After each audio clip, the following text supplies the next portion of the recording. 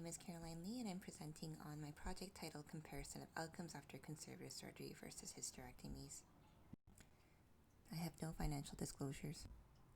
In terms of the current evidence on surgery, we know that surgery has a positive impact on pain symptoms, and as we see in this study here by Shakiba, hysterectomies are favored over conservative surgery.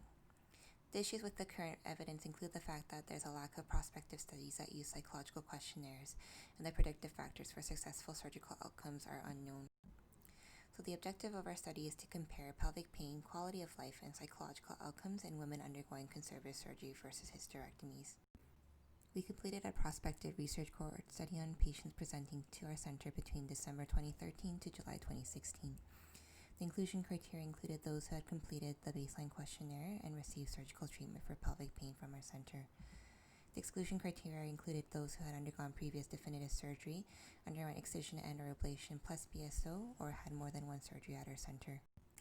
Our data collection was completed using the REDCap database to collect data at baseline, at our initial clinic visit, at the time of surgery, and 1 and 2 years after initial presentation.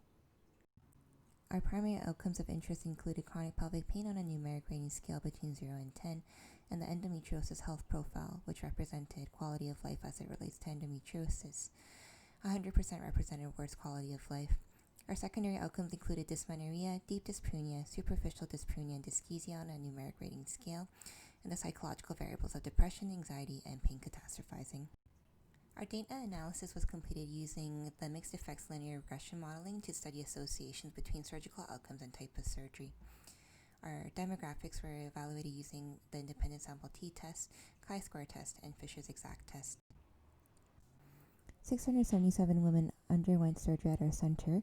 After application of our exclusion criteria, we found that we had 405 women who underwent conservative surgery and 154 women who underwent hysterectomies. We completed a sub-analysis by BSO status, and as there was no difference by BSO status, we decided to keep the hysterectomy group as one. The follow-up rates were 57% at 1 year and 44% at 2 years.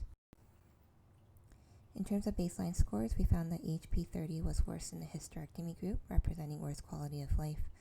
All other scores were similar. We found that women undergoing hysterectomies were older, had a higher BMI, greater history of infertility and pregnancy. There was no difference by ethnicity or clinical findings. Women undergoing conservative surgery were more likely to have a diagnosis of endometriosis at the time of surgery and to be using hormones after surgery. There was no difference by hormone use at the time of surgery, ASRM score, stage of endometriosis, or enrollment in our interdisciplinary program. The following graph represents chronic pelvic pain on a numeric rating scale between 0 and 10 on the y-axis by time from surgery in months on the x-axis. The red line represents the hysterectomy group and the blue line represents the conservative surgery group. As we can see from the p-value for time, both groups improve with time. However, the hysterectomy group improved more significantly compared to the conservative surgery group.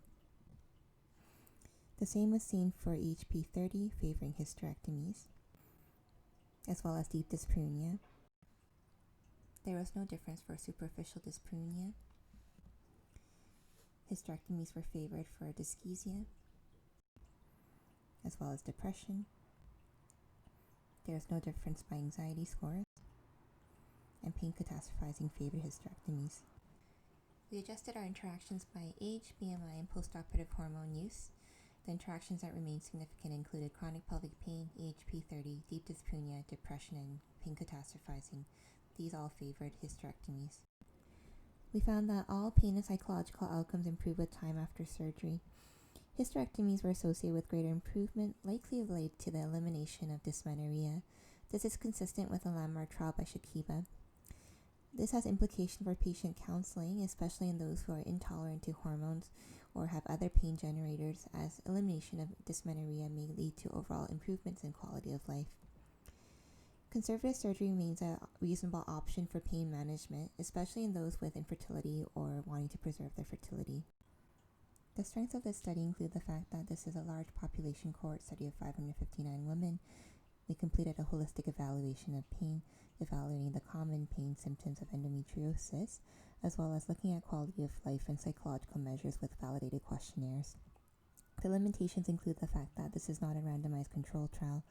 Our results are from a tertiary care center, which may limit generalizability, our follow-up rates, and the lack of data linking with population administrative databases.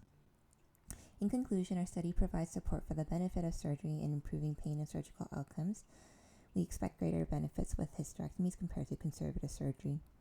In the future, we'll be confirming our findings in a larger cohort, linking our data to provincial databases, and ultimately creating a prediction model similar to the Endometriosis Fertility Index. I'd like to take a moment to acknowledge everyone involved in my project, and these are my references.